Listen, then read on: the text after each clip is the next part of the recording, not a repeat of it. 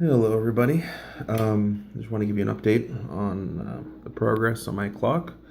Again, we got the receiver module, WWVB receiver module from Universal Solder. Uh, we got that outputting through a hex inverter, which acts as a buffer and an inverter, and we use it for both. The output of that goes to triggers this 556 dual timer, and once on the A side of the timer is timed to sample for one and 0 bits, and the B side is timed to sample for marker bits. So a 0 bit is 200 millisecond, a 200 millisecond pulse. A 1 bit is a 500 millisecond pulse, and a marker bit is an 800 millisecond pulse. So we're looking for those the presence of those pulses at certain times. So the B side, the marker bits, they get loaded into the 74LS 74 dual D flip flop, and we'll come to that in a second. The A side of this gets loaded into the X as a clock pulse for these two 7496 5-bit registers that are basically arranged in series to act as a 10-bit register. So going back to the dual D flip flop, that is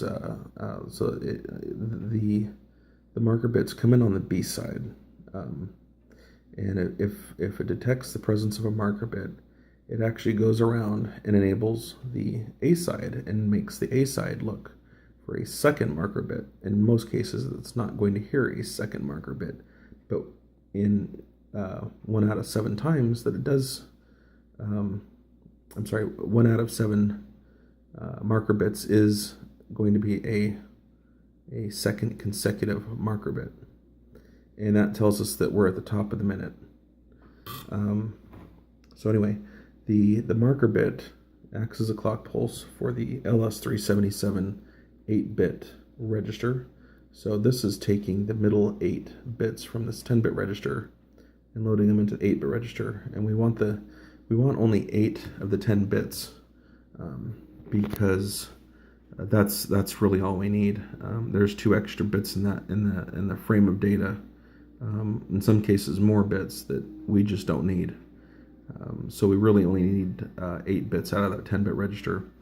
So those 8 bits are then loaded and split between these two 74LS47 display driver chips and ultimately displayed onto the display here.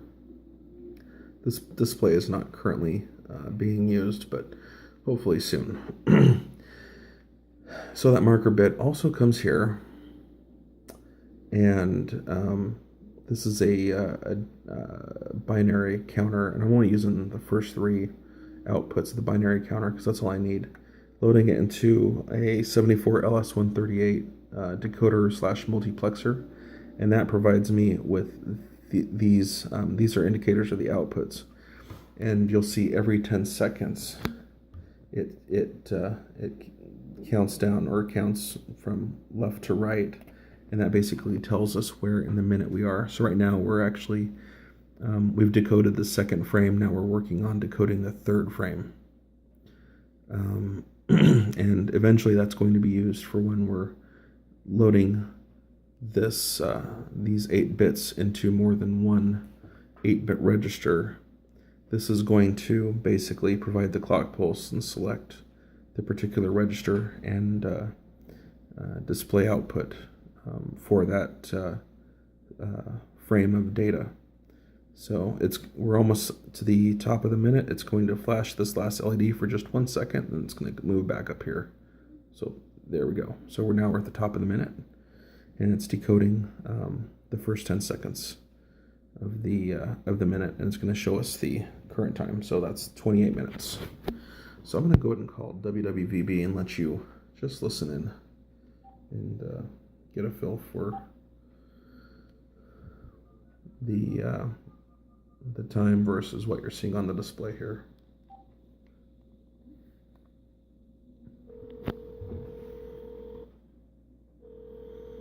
So right now we're decoding the 4th frame. And you'll notice that this light is in sync with the ticks you're hearing. Now listen very carefully. At the tone, 5 hours, 29 minutes, coordinated universal time.